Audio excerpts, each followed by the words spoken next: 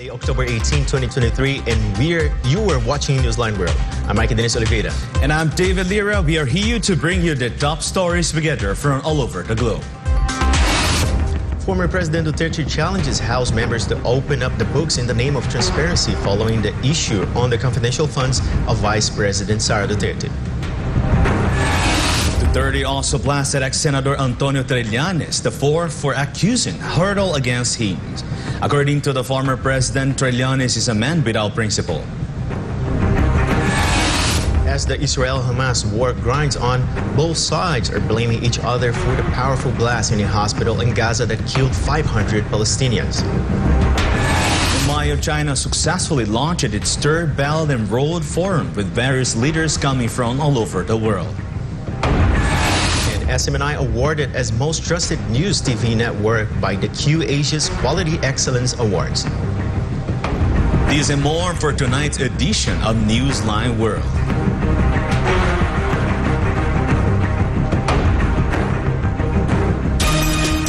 First in the news, former President Duterte challenged the members of the House to open the books in the name of transparency and that he was ready to publicize the confidential funds of him and Vice President Inday Sara Duterte. Carlo de la Peña reports. In the latest episode of Gikan sa Masa para sa Masa with Pastor Apollo C. Quiboloy, former President Duterte emphasized that although he believes in the integrity of the lower house and their strict compliance with the law, the public should also be clear on how the House members are using their funds via auditing. Yung integrity ng institusyon ng Congress, iba yung a demand from a citizen of this country invoking the right, constitutional right of the people to be informed, lalo na sa pera nila. Whether or not they are legitimate in the sense that they spent the money well, okay lang yan. But, hanggang bunganga lang yan. But according to the former president, the members of the House are just defending themselves. He also claimed that the said branch of government is not undergoing any auditing. Well, that is maybe your truth. But how about the truth of the people? Now, you see, what is the best that we can do? Pati itong party list. You're under the protection and let me find the word, and your sustenance, subsistence, nandyan sa speaker. At yung extra money ninyo na binigay beyond your salary, makikita yan eh. And you would find it a horror maybe when they finally opened the records that their salary is just a pittance to what allowances they are receiving. Magtanong ka ng mga congressman na wala na dyan, o magtanong kayo ng mga kaibigan nandyan at sabihin nila ang totoo. Ang mga auditor ng COA takot mag-audit dyan sa Congress. Hindi ino-audit ang Congress. You have never heard of a red flag hoisted in the premises or in the territory of Congress. Not once, not twice, not at all.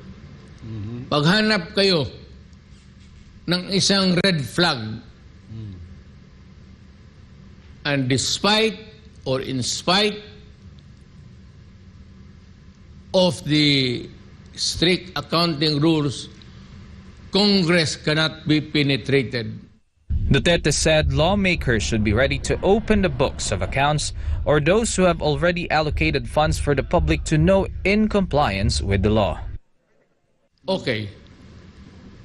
If you are telling the truth, then let us open the book of accounts. Wala mga problema. Strict adherence man kaya. Di pakita mo. Ito, Mayor, strict adherence. Nagkamali ka dito. Then I will apologize. It is provided by law. By the Constitution itself. Not in mere regulation. Constitution. The right of the people to be informed. Even the Senate, even the Supreme Court must bow to that injunction made by the Constitution. Former President Duterte also insisted that he was ready for them to open the confidential funds of him and Vice President Sara Duterte. Huwag mo akong lokohin, galing ako dyan.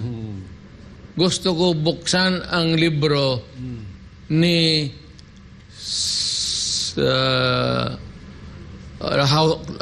lower house Speaker head si Martin Romualdez. Romualdez. Ganon. Simple mo lang. And it is provided by law. By the Constitution itself. Not in mere regulation. Constitution. The right of the people to be informed. Even the Senate, even the Supreme Court must bow to that injunction made by the Constitution. Wow. Pati ako, pati si Inday, now, open up the confidential funds namin ni Inday. For God and my beloved Philippines, this is Carlo de la Peña, SMNI News. Former President Duterte responded to ex-Senator Antonio Trillanes, saying that the latter's accusation against him are proof that he has no principles. Hannah Jen Sancho, tell us more. Ikaw, Trillanes, Former Senator Antonio Trillanes IV received a strong response from former President Rodrigo Duterte on the latter's latest episode of Gikan sa Masa para sa Masa on SMNI. Duterte's comments came after Trillanes pleaded the Marcos administration to allow the International Criminal Court to investigate the alleged extrajudicial killing. According to the ex-senator, the ICC investigation will prove whether the previous administration committed crimes against humanity. But the former president questioned his plea from Trillanes, who was an ex-mutineer during the administration of then-President Gloria Macapagal Arroyo. Alam mo, Trillanes, dalawang tao lang sa mundo eh. Tao na walang prinsipyo. Palutang-lutang lang at yung tao may prinsipyo. Ikaw, wala kang prinsipyo. Kung saan-saan ka lang nagpunta. Kung ano-anong kausa pinapasukan mo. You do not have the simple lang yan, prinsipyo. Pag wala kang prinsipyo, in the eyes of the public, you're That's true. nothing but harapin mo ako, kan mo ako sa Davao, basta natulog ako, sabihin mo, gisingin ako. Magharap tayo. The former president emphasized that he is ready to face Trillanes and all of his accusations against him. It can be remembered that the fight against illegal drugs, corruption, and insurgency intensified during the Duterte administration. For 6 years, Duterte maintained high trust and approval ratings compared to the previous presidents of the country. For God and my beloved Philippines, this has been Hannah Jane Sancho, SMNI News. Meanwhile, former President Rodrigo Duterte stated that the Philippines should maintain a neutral stance in the ongoing conflict in the Middle East. However, he emphasized the need for the public to strongly condemn the acts of terrorism carried out by the Hamas in Israel. Angel Pastor reports. Former President Rodrigo Duterte agreed with a statement made by Senator Amy Marcos expressing the view that it is not advisable to take sides in the current conflict involving the terrorist organization Hamas and the country Israel. During his program, Gikan sa Masa para sa Masa with Pastor Apollo Sikibuloy, the former president stressed the importance of the Philippines maintaining a neutral position in this war. He also made it clear that the acts of terrorism committed by Hamas against civilians should be strongly condemned. Amy is very bright, very smart. You're correct. We cannot afford to openly support Hamas or Iran for that matter. Yun man ang nang susuporta ng Hamas. Nor can we go for full support of the Israel. But we can say, kasi inuha na ninyo na nasaktan, so we condemn the act. But insofar as the war is concerned, we are neutral. But the terrorism initially committed by the Hamas, Palestinian Hamas, hindi maganda yon. Yes. To behead a child, Children. rape the women. There are limits to your being human in this planet. You have the right to speak, move, whatever, travel. But barbarism is never. No country can stomach it. Pati tayo, Pilipino. I condemn the Hamas. But at the same time, I condemn Israel for occupying the Gaza, which rightfully belongs sa mga Palestinians. According to Duterte, Iran also bears responsibility for this war as they may be funding the terrorist organization Hamas. We are not supporting anybody there. But I would rather call the attention of the Arabs supporting, lalo na Iran, the Palestinians, the terrorists come from the Palestine side. If you are the sponsor of Hamas, I do not think that you will just go scot-free. You have to answer to the world how it came about. A terrorist organization funded by you, maybe really on your side, a terrorist organization which you sponsored, which you abetted and aided to be such, to kill people, children. Ang hindi ko matanggap dyan sa Adre, pati bata na binihed, tinutulang ulo. Sa pictures nakita. It's barbarism.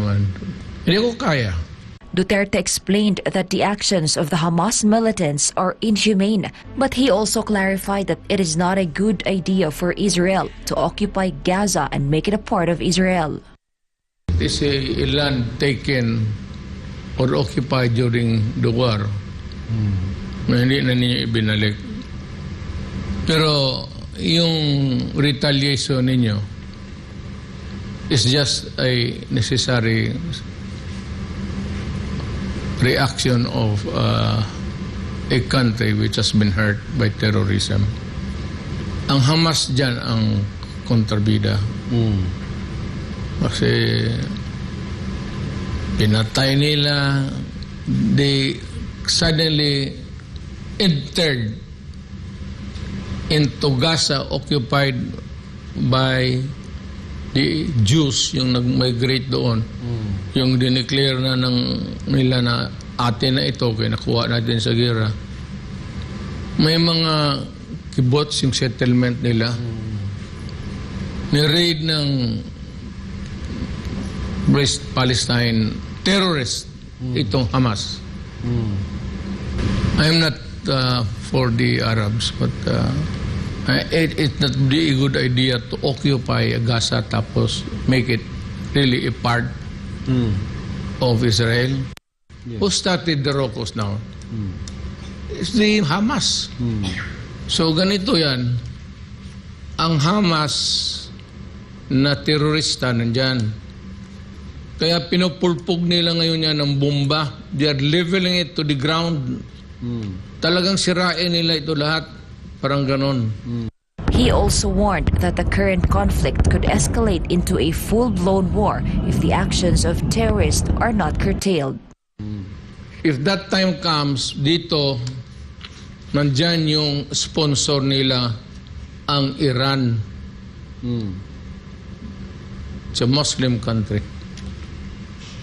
So, papasok ang Iran, papasok ang Syria, papasok na ang, I don't know if Saudi Arabia would, pasok na ang lahat. Pasok naman ang Amerikano, pasok naman ang France, pasok naman ang Okay. British, not just because they are Jews, but it is not good for humanity to exterminate a race. Yan ang dream ng ano lang. Almost every Arab Muslim dreams of wiping out the Jews from the face of the earth. Duterte expressed concerns about the impact of this ongoing war on the Philippines, especially in terms of oil supply. He highlighted the importance of oil to the country and mentioned that the Philippines relies on oil imports. Kung wala ng oil, hirapan tayo. Come to think of it, really. We are surrounded by nations producing oil. Not in excessive amounts. Pero kita mo na yun, Brunei, yung kaharap ng sulo natin, the Kingdom of Brunei, Yes, ma'am. may oil. Pero kung kunti na yung kumukunti, sabi ng King of Brunei. Then Malaysia has the oil. Indonesia sila may oil. Bakit tayo? Wala. Tayo. Kasi tayo, ito totoo, kung may oil lang tayo, we would be better off than the rest of them. Yung development-oriented Filipinos, given the oil as our base for productivity, wala tayong bayaran ng oil at atin eh. Mahal ang oil. So, we can build buildings, build more cars, and sabi ko, mas better off po tayo, mas tayo. Mas ano ang Pilipino eh. Paniwala ko lang. Hindi lang paniwala ko lang. Talagang I hold it as an article of faith. You know, Na mas magaling talaga ang Pilipino. The ongoing conflict has already resulted in the loss of over 4,000 lives in Israel and the Gaza Strip. For God, my beloved Philippines, this has been Angel Pastor, SMNI News. The Presidential Security Group has a new commander and was formally installed in a change of command ceremony led by President Bongbong Marcos. Federico Veloso reports live. Fred?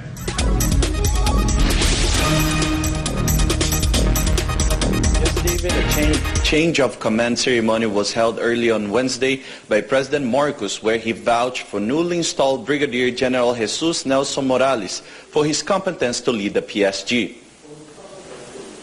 The change of command ceremony was held at the PSG Grandstand in Malacañang Park, Manila City. The President presented the Distinguished Service Star to former PSG commander, Brigadier General Ramon Zagala, for the valuable and exceptional service he rendered. Zagala has been assigned the new role of Commander of the Civil Relations Service of the Armed Forces of the Philippines. Zagala thanked President Marcos for the trust he gave to lead PSG. I would like to thank our President, His Excellency Ferdinand R. Marcos Jr., and the First Family for this once-in-a-lifetime chance to lead your team of protectors. I am truly honored and fulfilled to have served under your leadership. Zagala will be replaced by Brigadier General Jesus Nelson Morales, who served as Deputy Wing Commander of the Philippine Air Force Tactical Operations Wing Western Mindanao in Davao City. Morales vowed to lead PSG with full professionalism and dedication. I am fully aware of the responsibility that comes with this role, and I understand the gravity of my duty that requires unwavering commitment. And with this, I pledge to lead this unit with utmost professionalism and dedication. In his speech, President Marcos acknowledged Zagala's outstanding performance in ensuring that his first and most important year as president was safe and sound. Under your able leadership, you have kept me, the first family, visiting former dignitaries and foreign presidents, as well as the general public within the vicinity of Malacanang, safe and away from any serious threats to human or national security. Marcos lauded Zagala for providing security to some 500 domestic and international presidential engagements. Also under the leadership of Zagala, the PSG successfully facilitated the conduct of training programs on VIP protection, which benefited the 545 PSG personnel. The official also led the acquisition of advanced and modern equipment under the multi-year Material Capability Development Plan of 2022 to 2028 to further enhance the capabilities of the group.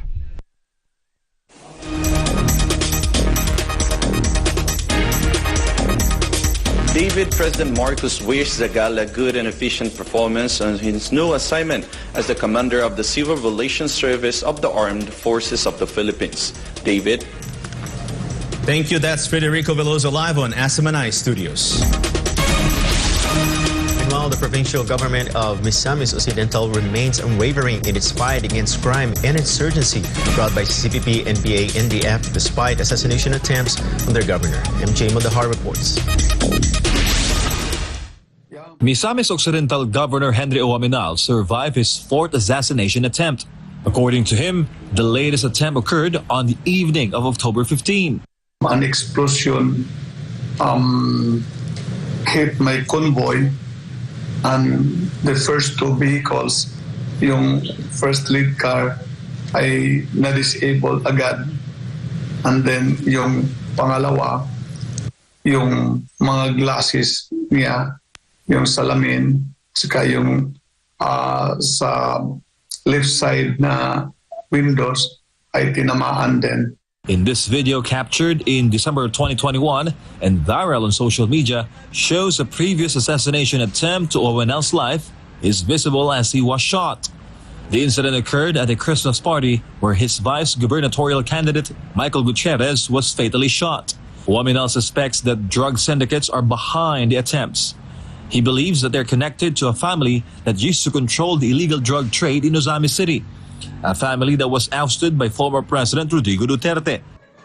The drug lords, the drug personalities, medyo na, if not 100%, na totally dismantled talaga sa probinsya natin. Aside na mayroong maraming namatay noon, and then yung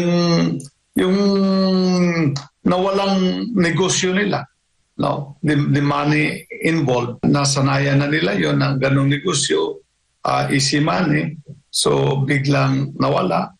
So that is one of the reasons na nag-risk back sila sa atin. Governor Oaminal also confirmed that the drug syndicates are trying to come back. In the last election, there was that plan of these drug lords, no, to put up a candidate, no, against us. So they were anticipating that with the end of the term of office of former President Digong Duterte, na pwede na sila makabalik sa Ozamis, pwede na sila makabalik sa Misamis Occidental. It's worth noting that the Parahinog family was implicated in promoting illegal drugs in Ozamis. The province is thankful to former President Duterte for liberating them from illegal drug trade. Despite the assassination attempts, Waminal assured that their fight against crime and insurgency brought by the NPA in his province will continue. With that, with the support of the people, we are really not, I would say, we are strong in our resolve to push through in achieving this vision of Asenso Misamis Occidental. Meanwhile, Waminal has reportedly informed President Bongbong Marcos about the latest assassination attempt on him. The president then promised that the authorities will investigate the ambush attempt. For Ganababal of Philippines, MJ Mondihar, SMNI News. The appointment of President Bongbong Marcos to the governor of Maguindanao del Norte is illegal. Let's find out why in Sarah Santos' report.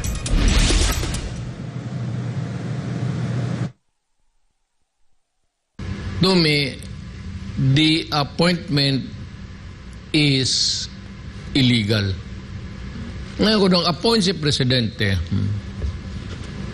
mali yan. He is going against the law.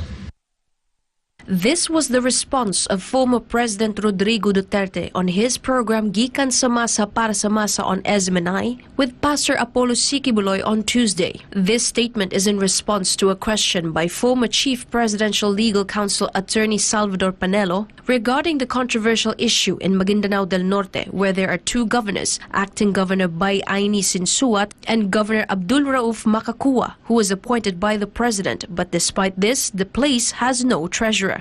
It can be remembered that Maguindanao was divided into two provinces, Maguindanao del Norte and Maguindanao del Sur, under the Republic Act or RA 11550. Section 50 of the said law states that whoever wins the past Maguindanao local elections as vice governor shall be the temporary acting governor of Maguindanao del Norte.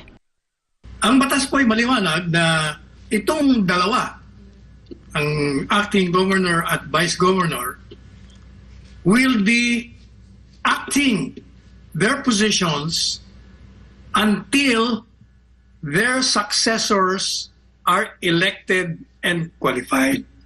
Yan po ang nakalagay sa batas.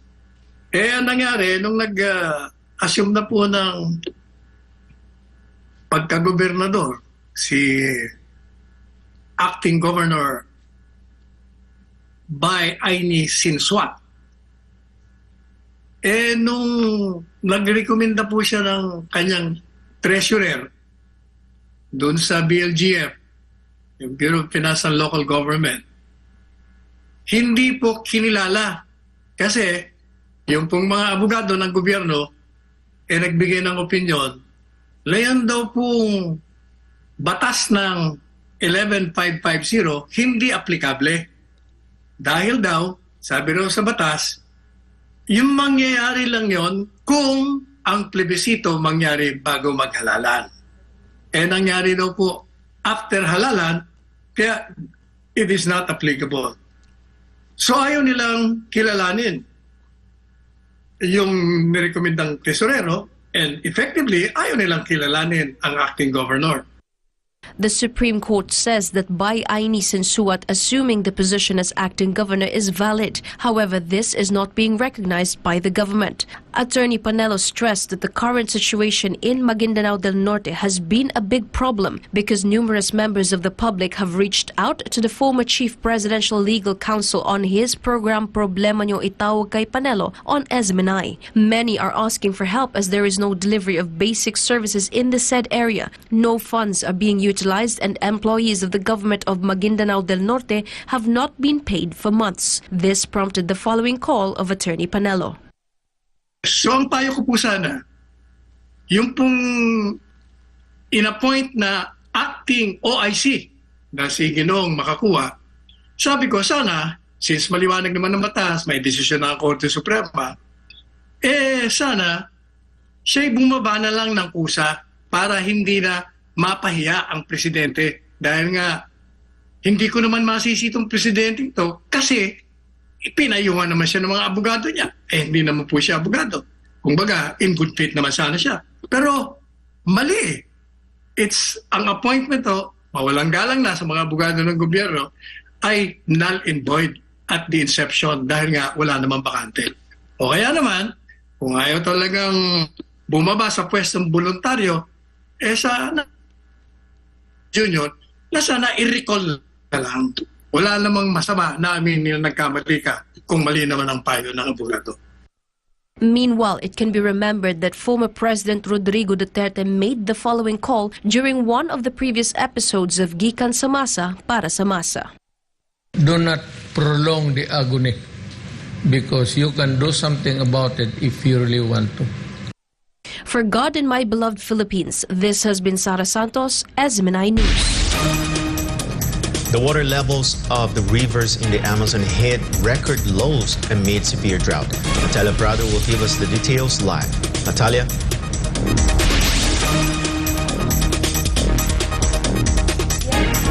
A major river, the Brazilian Amazon rainforest, has hit its lowest point in 121 years.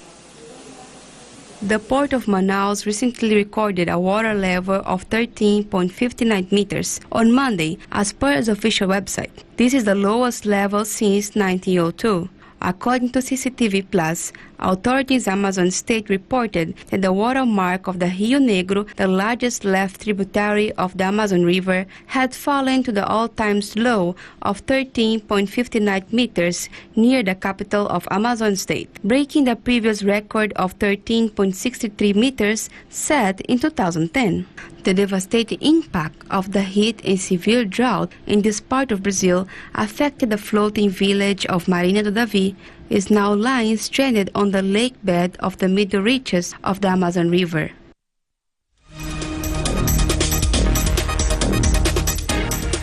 Mayk, CCTV report citing local officials said that since July, the Amazon state has been experiencing a prolonged drought that may affect around 500,000 people.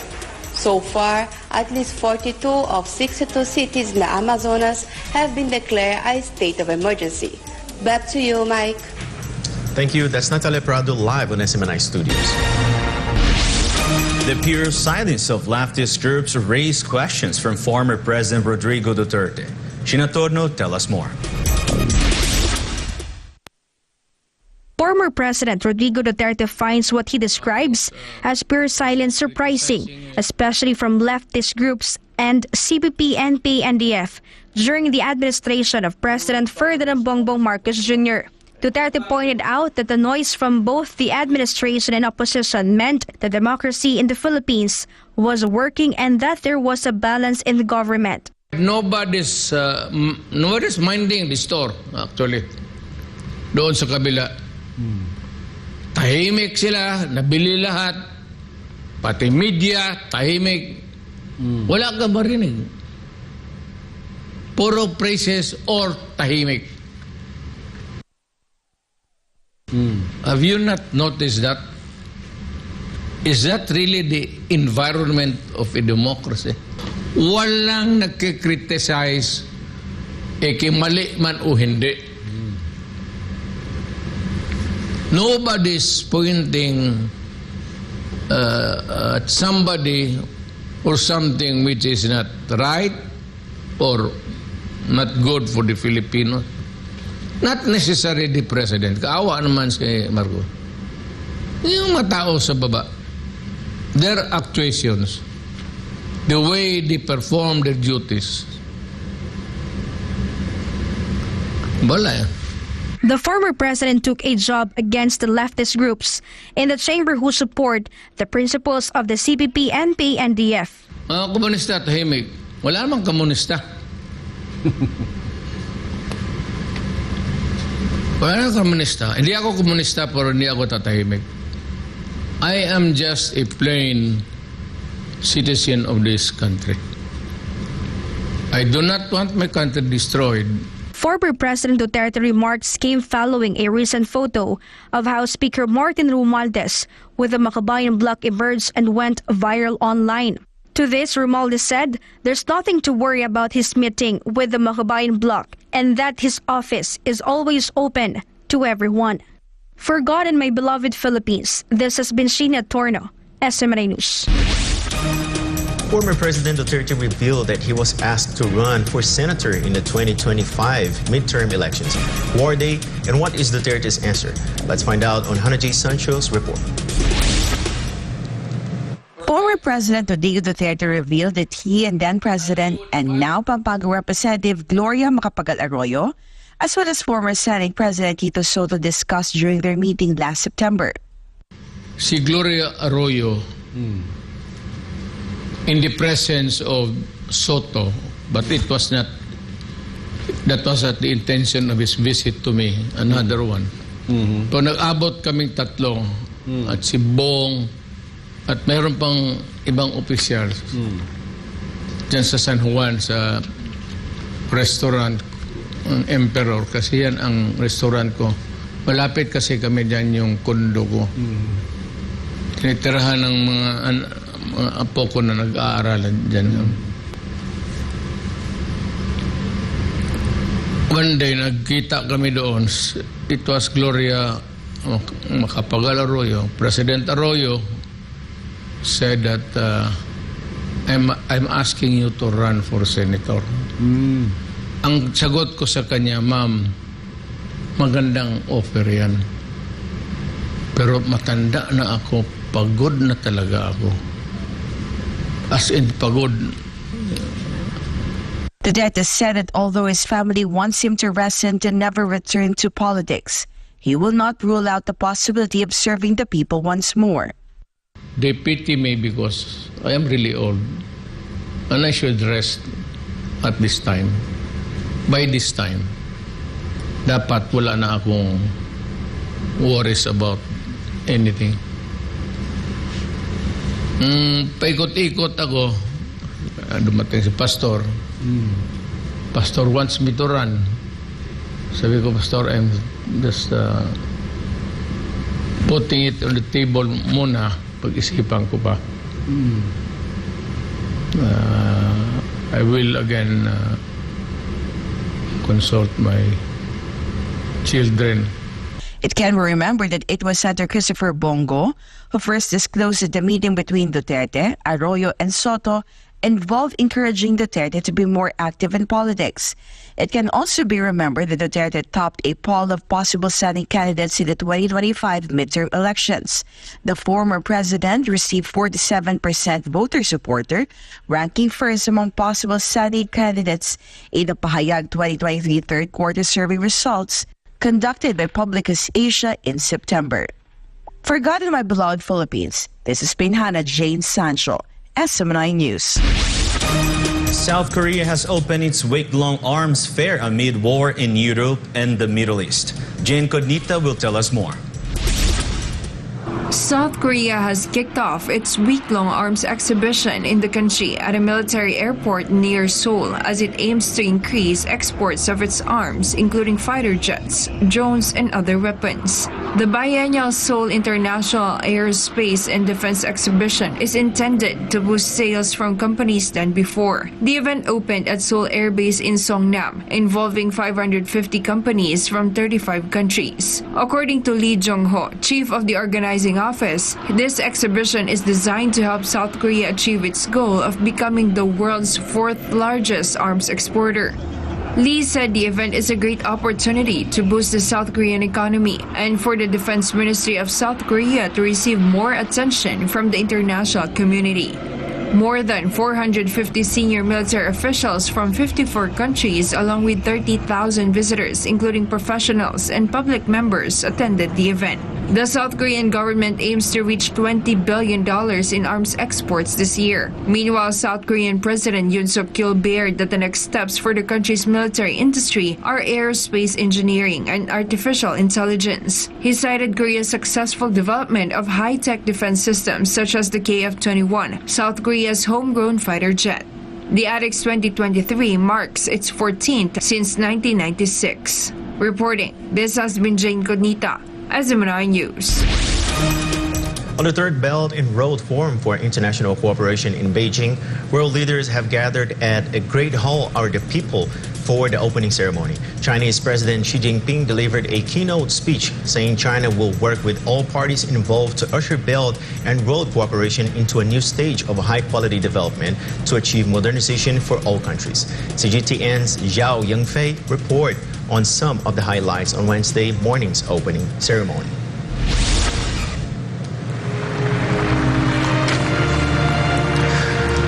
It's Beijing's moment as the Chinese capital welcomes world leaders, charting the course for the common good. Chinese President Xi Jinping shared his vision of cooperation between countries under the Belt and Road framework. We have learned that humankind is a community with a shared future. China can only do well when the world is doing well. When China does well, the world will get even better. Through Belt and Road cooperation, China is opening its door even wider to the world. An additional 80 billion yuan will be injected into the Silk Road Fund. Together, they will support BRI projects on the basis of market and business operation. The Belt and Road Initiative has not just focused on infrastructure and trade. Cooperation has expanded to new industries such as healthcare, low-carbon energy, the digital economy, and innovation. The meeting hall is flanked by the flags of participating countries. Through the Belt and Road Initiative, China's friend circle has become larger, and the initiative has brought a new path for the world to realize modernization. The modernization we are pursuing is not for China alone, but for all developing countries through our joint efforts. Global modernization should be pursued to enhance peaceful development and mutually beneficial cooperation and bring prosperity to all. The Chinese president first announced the initiative during official visits to Kazakhstan and Indonesia in 2013. A decade of endeavor has left tangible outcomes. China has signed over 230 cooperation documents with more than 150 countries and 30 international organizations. Without infrastructure, including infrastructure, there can be no development. And without development support, many developing countries will be starved of the infrastructure they desperately need. Infrastructure is the foundation of everyday life for people and economies. There is no exaggeration in saying that the BRI has injected new vitality into the ancient Silk Road. So the BRI, put forth by China, is a mega cooperation project in the 21st century. In the next 3 years, we plan to build 1,300 kilometres of railway, and we'll open the third cross-border railway along our border with China and establish new land ports. The chair's statement from this year's summit captures the consensus among participants and lays out the future direction of cooperation. A list of multilateral cooperation deliverables and a list of practical projects have also been released. The Belt and Road Initiative has brought far-reaching global impact in the past 10 years. This gathering has carried on the foundation, taking the friendship to the next level for the common development and prosperity. Zhao Yunfei, CGTN, Beijing. Decided to suspend its seafood imports from Japan as Tokyo continued to release treated radioactive wastewater from the crippled Fukushima nuclear power plant into the Pacific Ocean. Rai Saito has the details. Russia has joined China in saying that the restrictions were implemented as a precautionary measure. According to Russia's agricultural watchdog, the fish and seafood import ban would remain in place until comprehensive information showed that the aquatic products are safe and are confirmed to be in compliance with the Eurasian Economic Union requirements. Japan lamented Russia's decision, with the Ministry of Agriculture, Forestry and Fisheries saying that the ban had no scientific basis. The ministry is also calling for Russia to revoke its ban. Prior to Russia's announcement, the Japanese Foreign Ministry on Monday said it has provided Russia with additional information by October 15th, following an online dialogue between the relevant state bodies. It can be remembered that in August, China, Japan's biggest importer of fish, banned the imports of all seafood from Japan due to Tokyo's decision to dump 1.3 million metric tons of treated radioactive wastewater from the crippled Fukushima nuclear power plant into the Pacific Ocean. Meanwhile, the European Union lifted its ban on agriculture and fish products from Fukushima in July, which had been in place for 12 years following the Fukushima NPP meltdown in 2011. It can be noted that South Korea extended a ban on the import of seafood and fish from 8 Japanese prefectures, including Fukushima, introduced on the year 2013. Ijo ni Hokrasi Trillanes at Mashta, SMNI News, Japan. A sitting senator commented on the potential changes in the dynamics within the Senate if former President Rodrigo Duterte runs for senator in 2025. MJ Mundahar reports. Current political discussions are buzzing over the possibility of former President Rodrigo Duterte running for the Senate in 2025. If this were to happen, it would certainly add a new dimension to the Senate before the 2028 presidential race. In an interview on the program Puso ng Bayan ng SMNI, PDP Laban Senator Ronald Bato de la Rosa discussed possible scenarios in the Senate after the 2025 midterm race. This is especially relevant if former President Gloria Macapagal Arroyo also runs for the Senate, as Arroyo and Duterte are known allies. Dalawang dating Pangulo at kung mananalo, Senador. Halimbawa at manalo kayo, manalo din sa re-election si Senator Tolentino, Senator Bongo. Ano na? 5. Senator Bong Revilla pa. Bong Revilla. Oh, meron ka pang number 1 Senator Robin Padilla, matik, digong yon. Villar, Mark Villar, matik, former DPWH, digong din yon. Cynthia. Oh, pero di ba parang ubos na ang term ni Senator Villar sa 2025? Tapos na pala. Oh, si Mark na lang. Doon ka Cayetano, former DFA pa yon ni former President Digong. So yes, siya pa si Supremo, si Lito Lapid. Andiyan yan, Digong Gloria connection na kasama yan. Former President Duterte himself confirmed that former President Arroyo is convincing him to run for the Senate. He said this was discussed when they met in Metro Manila with Senator Bongo, former Executive Secretary Bingbo Mejaldea, and former Senate President Tito Soto III. And if he wins, unless maybe I become a senator one of these days and stand there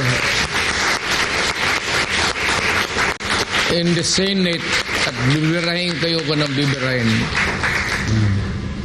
diyan tayo magka-litse-litse na. Duterte doesn't rule out the possibility of running for senator in the 2025 midterm elections. However, his children, especially his youngest, Kitty, oppose the idea. The former president also mentioned that he's too old to return to the government. In the latest Publicus Asia survey in September, Duterte topped the list of senatorial candidates for the next election. If this happens, his daughter, Vice President Sara Duterte, would have a solid backing in the Senate. Additionally, if President Bongbong Marcos has a House of Representatives, due to his cousin, House Speaker Martin Romualdez, could the Senate become a Sara country in 2025? Especially if the Senate includes 2 former presidents of the Philippines, Arroyo and the older Duterte. Well, magandang scenario yan at lalakas yung ating block.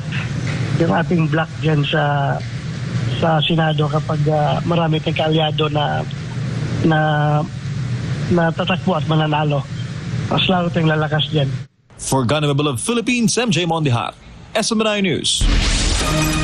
The Dubai police deny reports circulating in social media about 4 Israelis who were stabbed in the city. Gratiru Omori reports.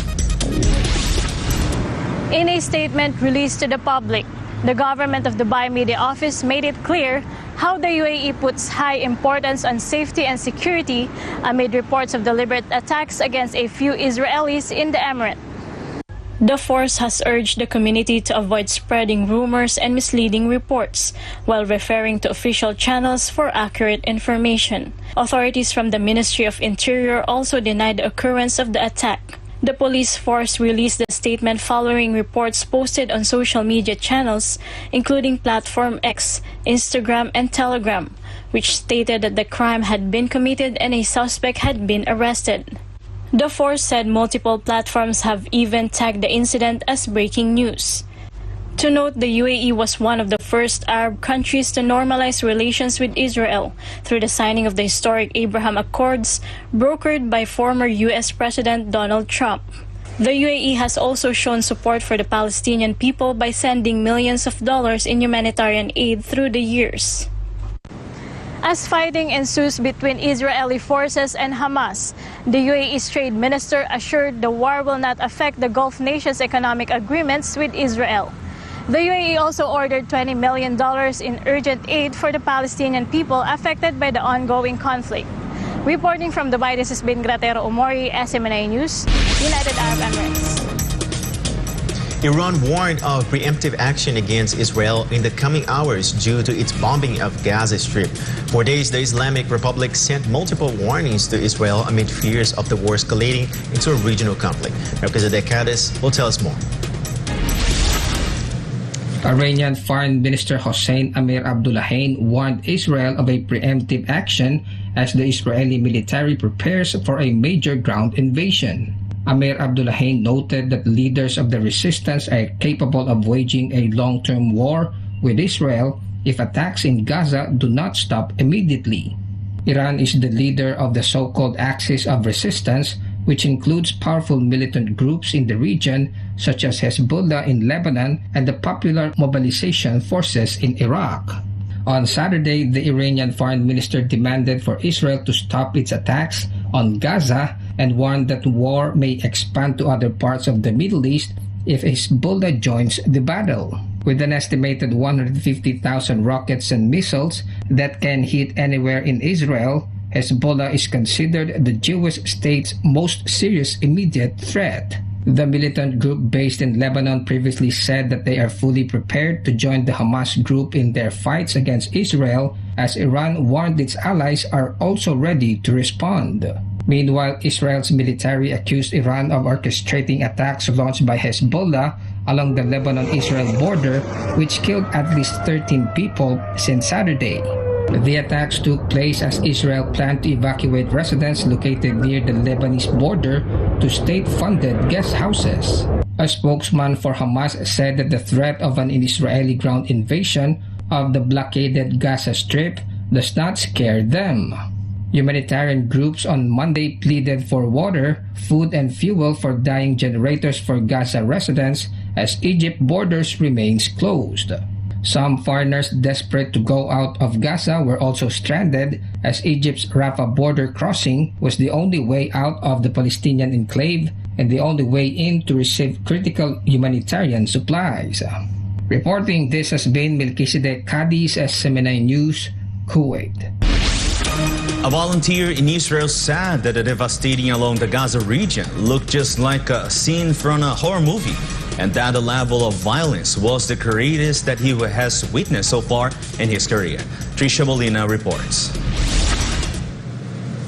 Josh Wonder, the international spokesperson for Zaka Search and Rescue Organization, is no stranger when it comes to seeing dead bodies and people dying from unnatural causes. In the first place, he is part of a non-profit group that operates worldwide by helping recover the dead following terror attacks and other disasters. Wonder worked as a volunteer for Zaka for about a decade now, but even with this level of expertise, he admitted without hesitation that the deadly aftermath of the conflict between the Israeli forces and Hamas still left him horrified. In an exclusive interview with SMNI, he shared details of the devastating scenes he and his team had witnessed as volunteers from the organization were immediately mobilized nationwide right after the deadly attack launched by Hamas. Quite a shocking scene, even before we got to the actual towns that were affected. Once we started going into the different areas, the shock and horror just got worse and worse. I described it as a scene from a horror movie, seeing the mutilation, the slaughter of men, women, children, all different nationalities. We found many Thai workers that were working in the fields and outside of one of the neighborhoods that were all murdered. It was evil, like we've never seen before. Wonder described the level of violence as the greatest their team has encountered, which left even the most hardened and seasoned volunteers shocked. The scale of this is by far the greatest we have ever encountered. And we have seen a lot. Even the most hardened and seasoned volunteers that have been through many, many different events are shocked and horrified by what we found. And it's difficult both physically, psychologically for all of us to see this. The Israeli volunteer advised the public not to accept everything they read on social media and to stick to official sources. Wonder believes Israel will be able to rise again, given that the country has encountered a lot of tragedies known to history. Like I said, we're a strong nation that has had a very long history of tragedies.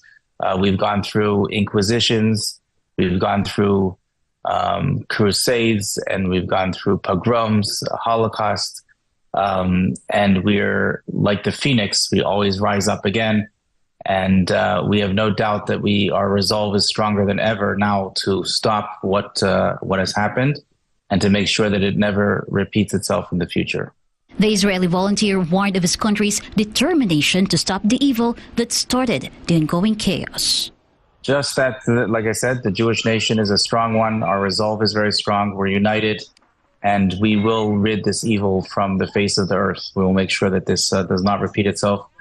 And we hope that all the nations, including our friends in the Philippines, will support us in our mission. Reporting for Newsline World, this has been Trisha Molina, SMNI News. A political spokesperson for Hamas said that the occupation of Israel must end first to pave the way for reconciliation with the Palestinians. In an exclusive interview with SMNI, the Hamas spokesperson gave insights on the group's motives in pursuing the Palestinian cause and why the proposed two-state solution may no longer be achievable. Jane Cognita has the rest of the details. Dr. Ghazi Hamad, spokesperson for Hamas and former deputy foreign minister for the government of Gaza, offered an insight into the role of the militant group in the Gaza Strip and its stance on the peace process between Israel and Palestine. Dr. Hamad said that Hamas, which was established in 1987, operates in the whole of Palestinian territories, especially in the West Bank, Gaza, and Jerusalem. And since 2007, the Gaza Strip has been taken over by Hamas, governing more than 2 million Palestinians in the Gaza Strip. Our main goal is to end the Israeli occupation, which lasted for 75 years for our lands. We are focusing in this issue because our people was suffering for a long time under the oppression and the tortures and the brutal measures taken by Israel. Israel continued to oppress our people. As the ancient people of Israel continued to be ruled and conquered by many nations, people were forced to flee the area and got separated from their homeland. The persecution suffered by the Jewish diaspora in Europe forced the Jewish people to start immigrating back to their promised land, a region called Palestine, controlled by the powerful Ottoman Empire sometime in the 1880s. During the World War I, the British Empire took control of Israel, Palestine, and Jordan from the Ottomans. In 1922, the League of Nations approved a British declaration known as the Mandate for Palestine, which promised a national home for the Jewish people alongside the Palestinian Arabs. About 2 decades later, World War II broke out, and more than 6 million Jews died from the Holocaust. In 1947, after the Second World War was over, the United Nations proposed to terminate the mandate and divide Palestine into 2 independent states, one Palestinian Arab and the other Jewish. You know that when the Jews after the war, second one, when the Jews are subjected to oppression in Europe, we receive them as guests in Palestine. We give him food and shelter and security, everything. But after that, they, by support of Britain, they put knife in our back and they took our villages and cities and killed our people and expelled them out of Palestine. When asked whether the two-state solution, the concept of creating two independent states for Israel and Palestine, will help resolve the conflict, the Hamas spokesman gave a resounding no. No. Why? Because first of all, you know that President Abbas, he spent 30 years in negotiation and peace talks with Israel and did everything, convince Israel to accept the two-state solution, but Israel, they rejected this. They refused this many times. They refused all the opportunities for peace in this region. Meanwhile, the concept of a one-state solution also perked interest as an alternative to end the conflict, which would merge Israel, the West Bank, and the Gaza Strip into one big country, but would end Israel's identity as a Jewish state. At the heart of the decades-old tensions and clashes were the lands captured and occupied by Israel during the 1967 war, which consists of the Gaza Strip and West Bank, including East Jerusalem. I think that the source of all evils and pain and instability is occupation.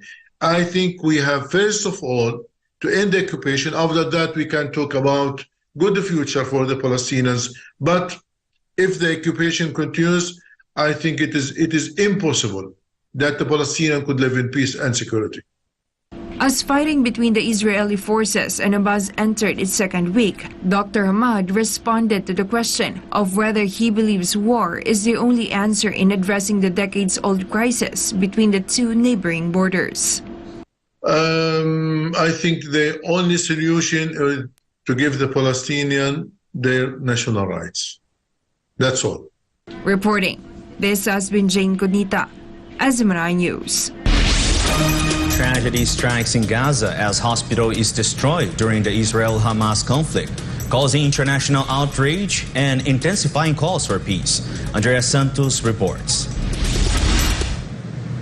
In the ongoing Israel-Hamas conflict, a crowded hospital in Gaza City, Al-Ali Arabi Hospital, was destroyed, resulting in a tragic loss of at least 500 lives. Both sides, Israel and Hamas, are blaming each other. Al-Ali Arabi Hospital was one of 20 in the north of the Gaza Strip facing evacuation orders from the Israeli military.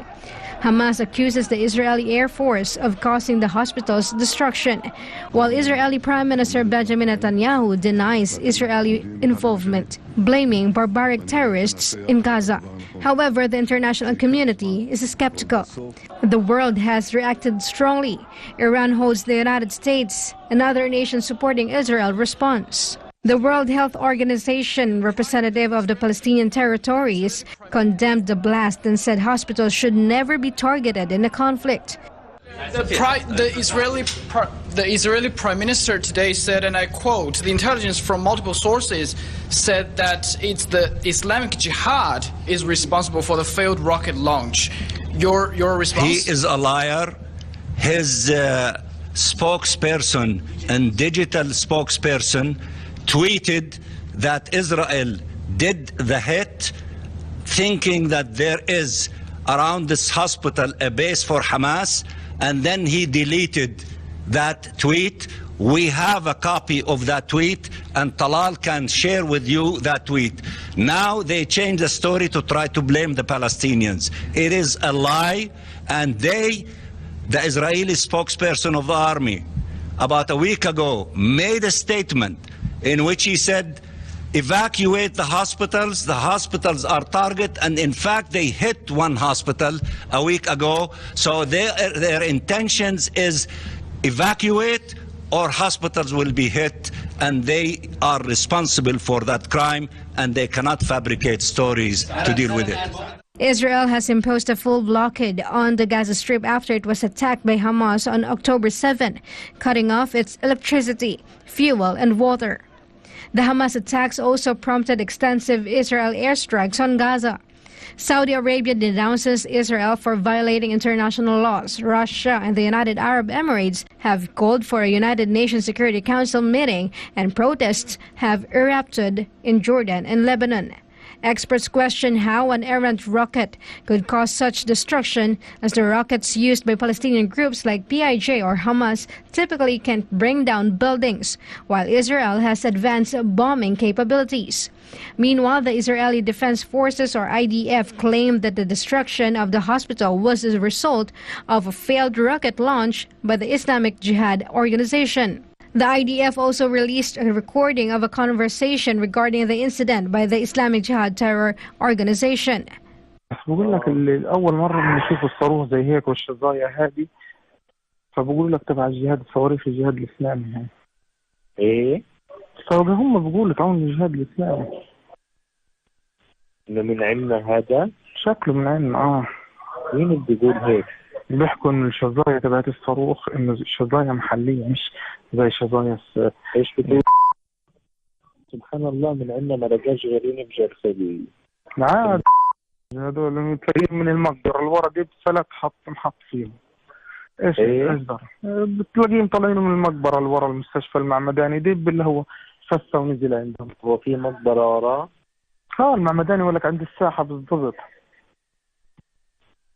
هي وين لما تدخل على الساحة؟ أول ما تدخل على الساحة تدخلش على البلد عيدك اليمين في مستشفى المعمداني. عرفتها. The hospital incident is part of an 11-day conflict, with Israel retaliating for an earlier attack that resulted in the death of 1,400 Israelis. The situation remains tense, and the international community is calling for a resolution to the violence. Reporting, this is Andrea Santos, SMNI.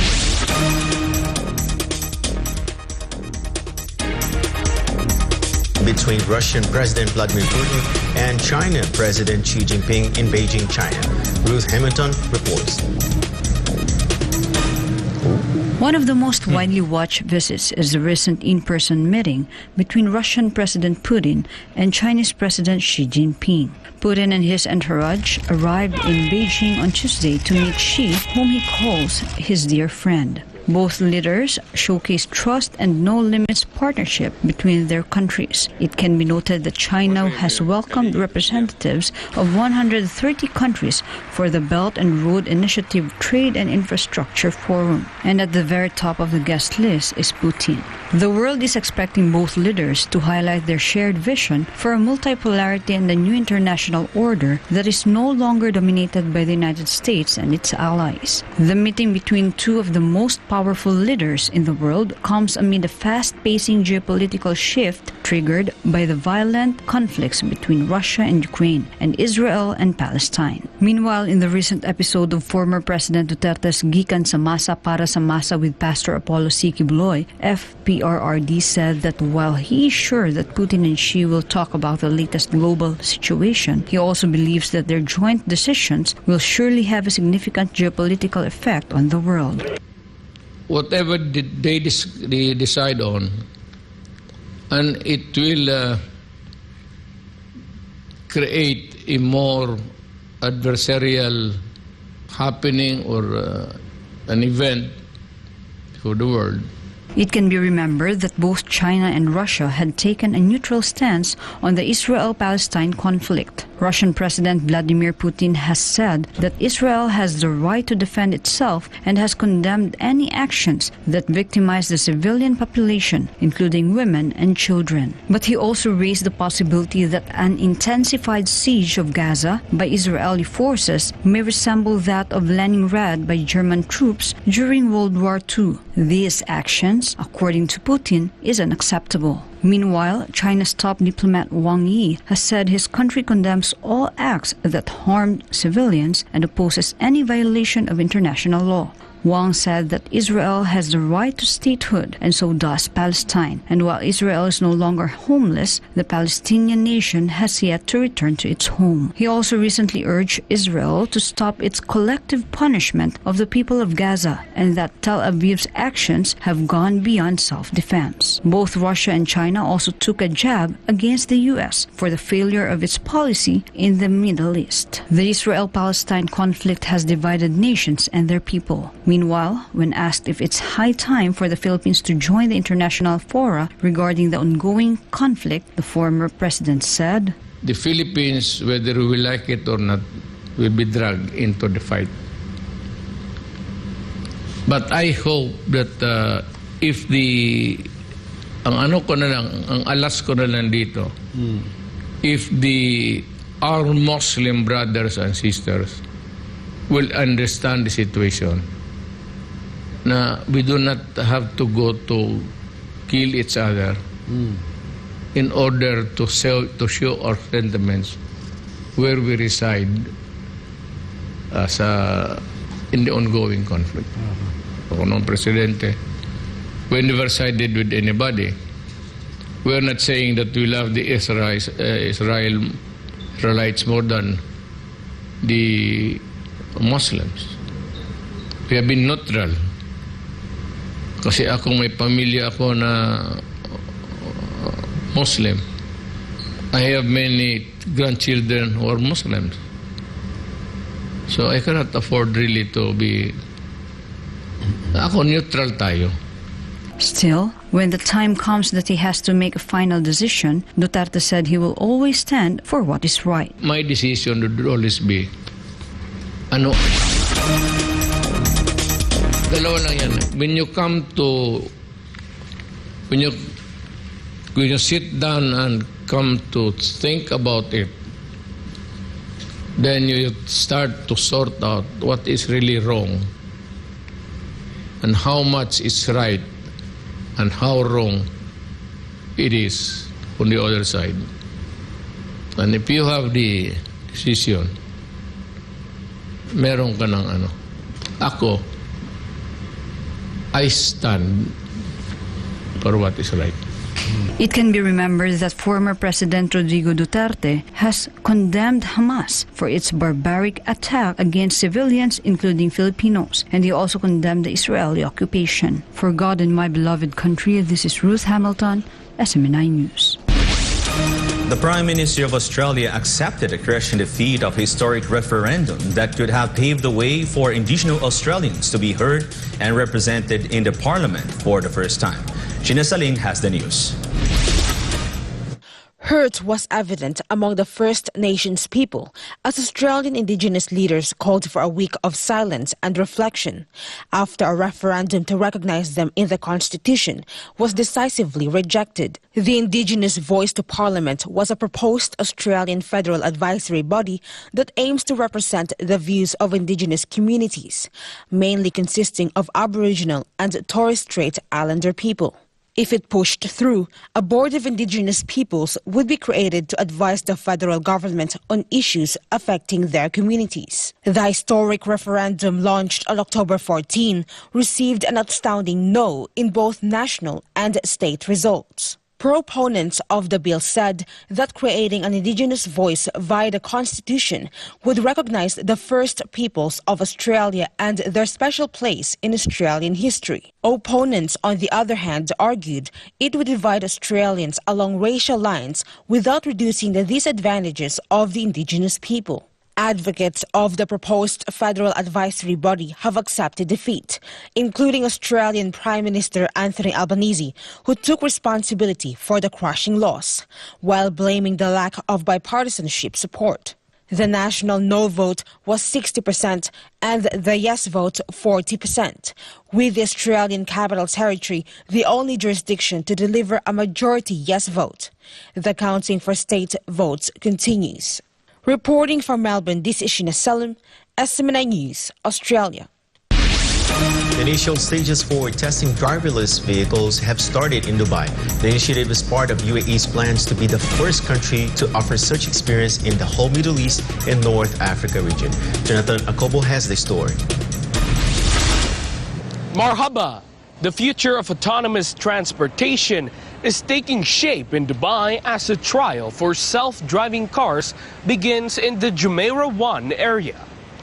Dubai's Roads and Transport Authority, or RTA, partnered with self-driving technology company Cruise to start testing soon to launch driverless taxis in the city this week. The company has been issued with the first permit to trial autonomous vehicles, AV, in Dubai.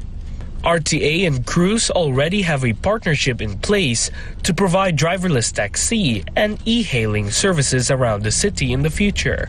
The initial stages of the trial are being held on open roads with a safety driver present. First passenger rides are set to start in December 2023. Driverless cars have gained significant popularity in the UAE as they come with various added benefits like reduced pollution, accidents, and traffic. Based on widespread research, more than 90% of accidents are due to human errors. The UAE is the first country to grant a nationwide license for self-driving cars on its roads. In July 2023, the UAE granted Chinese autonomous driving company WeRide the first national license to test all kinds of self-driving vehicles such as robo-taxis, robo-buses, robo-vans, and robo-sweepers. The company aims to have hundreds of these vehicles running across UAE's roads by 2025. The UAE has plans to make self-driving vehicles mainstream as early as 2030, with a fleet of 4,000 vehicles to roam the streets of Dubai in that same year. Tajubla Kalmazimit Hatiti at Karun Dubai Kanal Jotin Kobuzmay News Nagdabamrits. For its commitment to bring truth and timely news to the Filipino people, SMNI News Channel was again awarded on Wednesday night. Let's find out more from Jason Rubrico report. SMNI News Channel received the most trusted free-to-air news TV network award at the Q Asia's Quality Excellence Awards.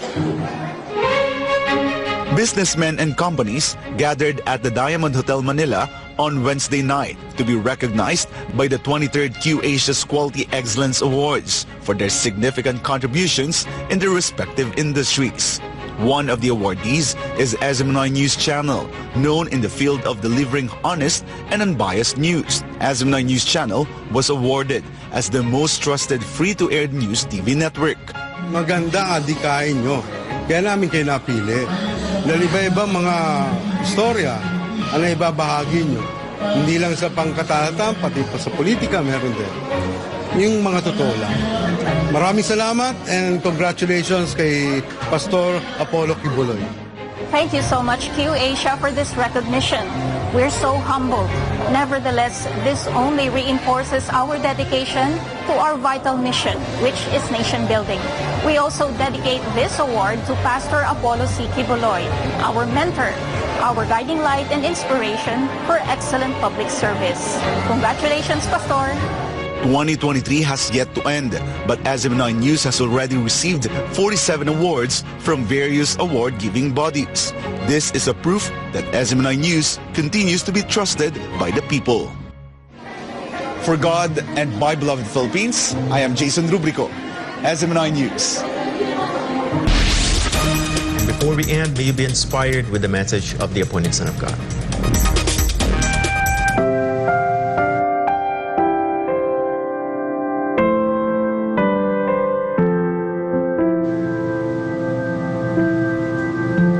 The greatest weapon is the weapon of love.